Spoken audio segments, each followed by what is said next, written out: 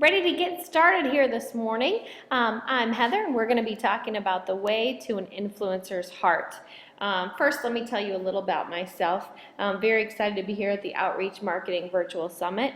I work for Tremor, and Tremor is an agency, and we work with communities. So we create communities that allow brands to work with consumers and share their products across the country, and we do word of mouth marketing. So what we try to do is make sure that what we provide to consumers with our brand is something that's in a high impact experience that they'll be able to talk about and share. So it's a little different than just getting a sample in your mailbox. We try to provide things that really stand out and give you a talkable message that you'd be able to chat about with your friends and want to share with your friends and family.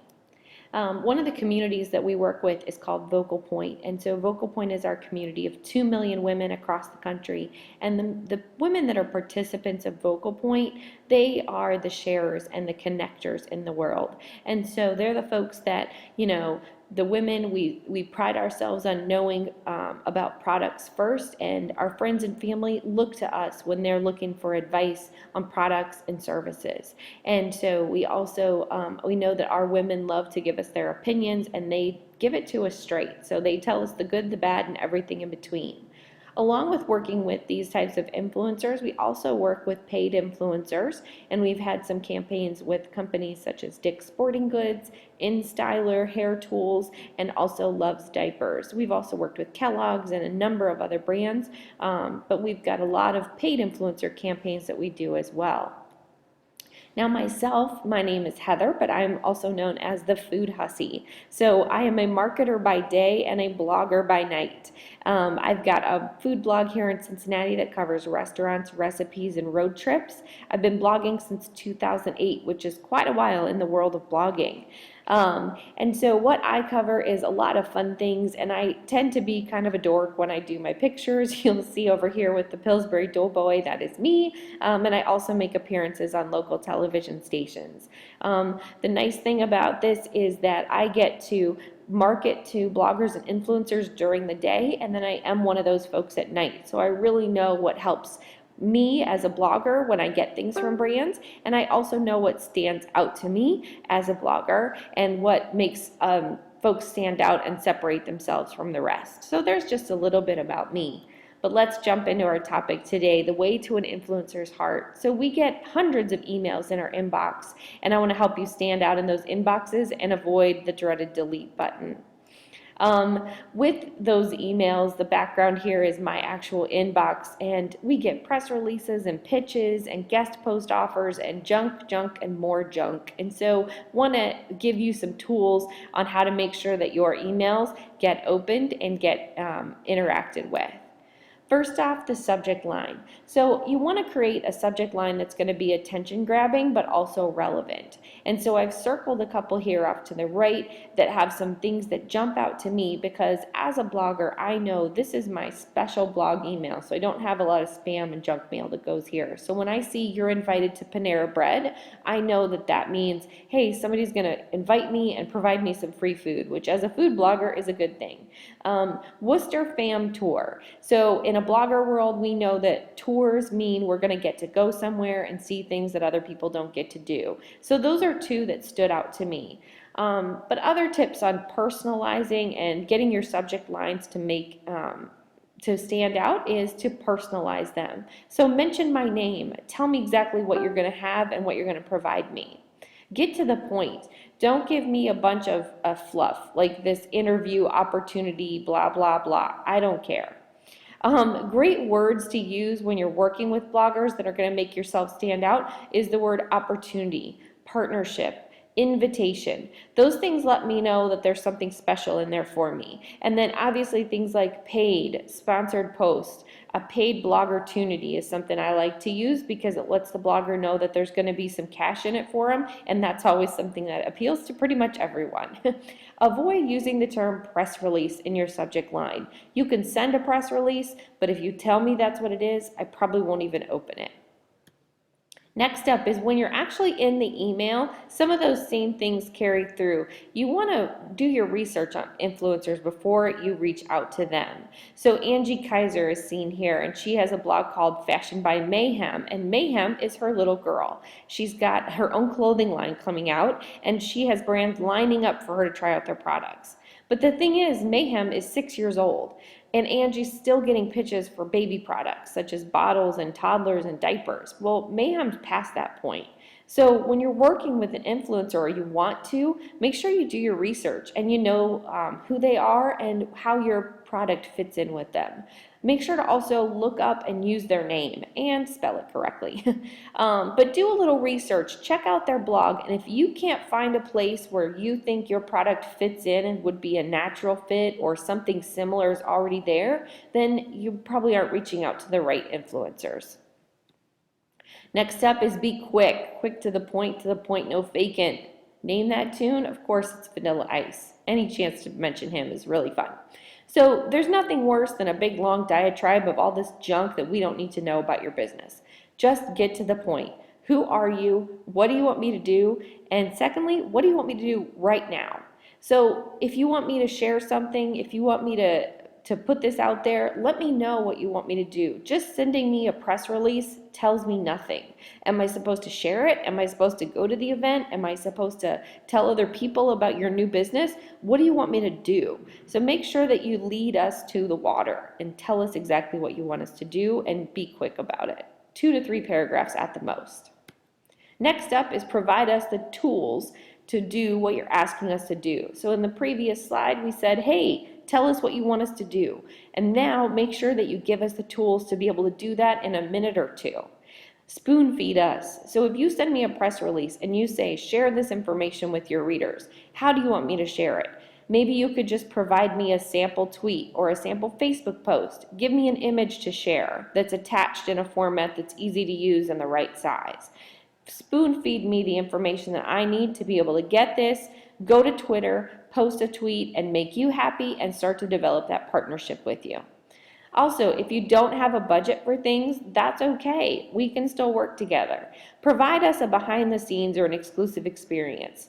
You'll notice me with the lovely elephant here is the Cincinnati Zoo. They don't have a budget for bloggers, but what they do have is really cool experiences. So they said, hey, will you come down and visit the zoo and blog about it? We'll give you the chance to meet an animal up close and personal and a behind the scenes tour of our kitchens.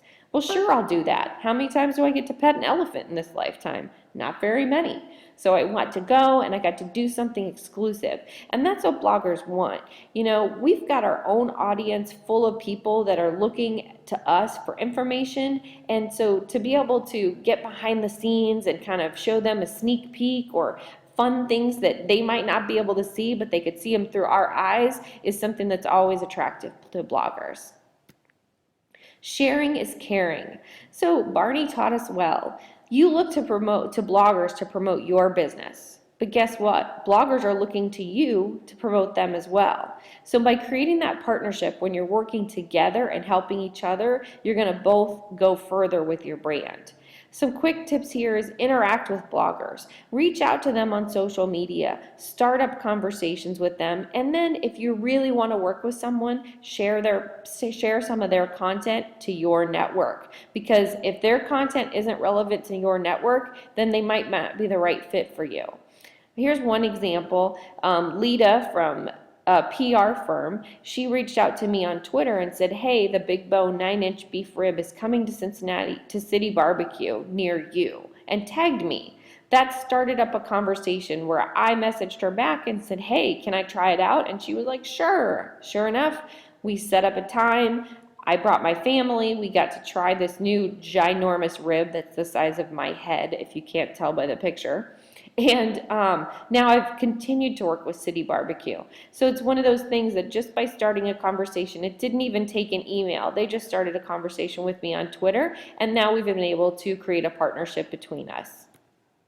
Nextly, what would you do for $2? So just think about that as far as in terms of your, personal life. If somebody asked you to do something that was really going to support their business, and they said, here, I'm going to give you $2.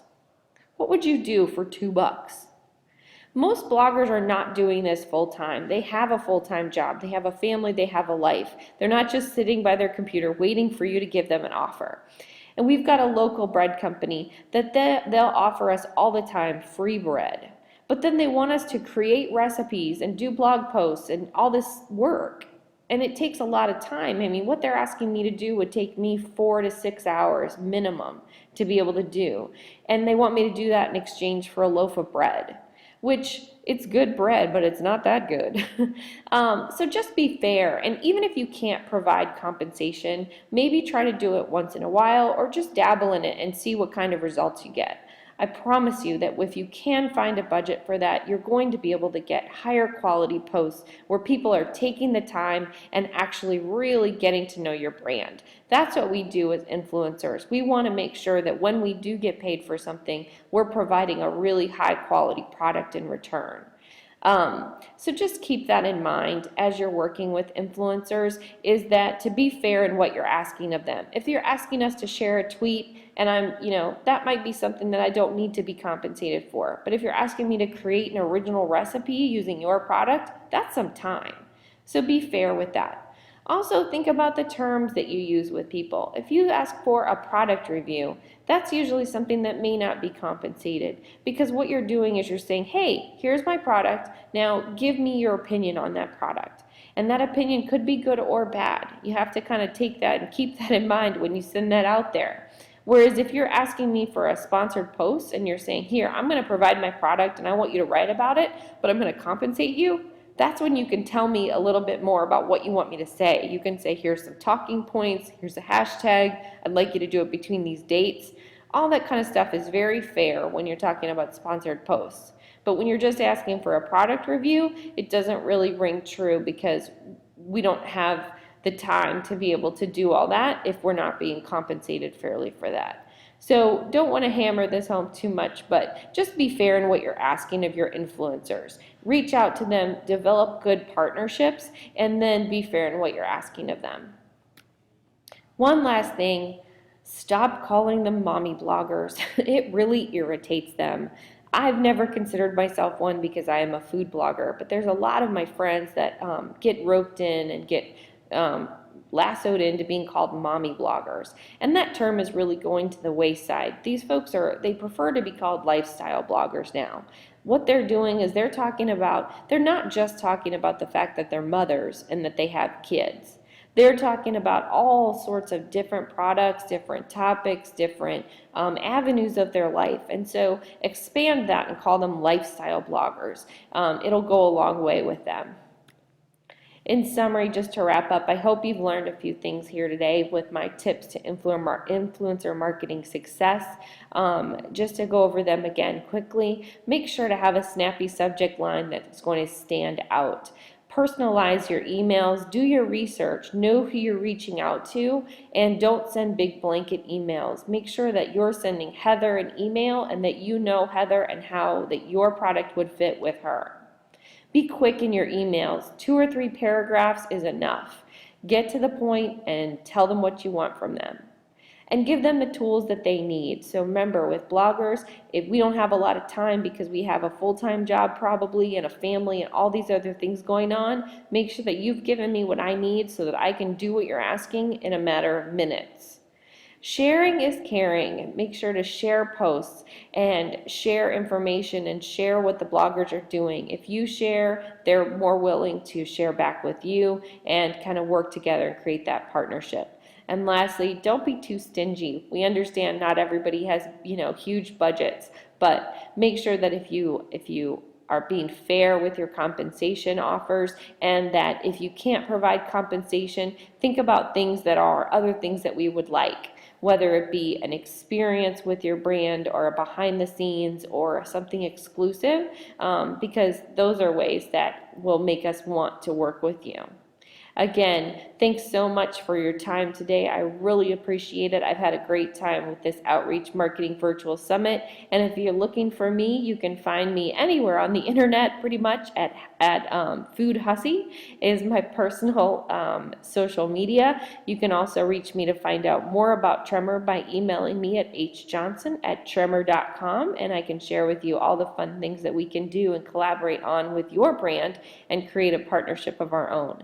Again, I'll be at Food Hussy chatting with you very soon. Thanks and have a great day.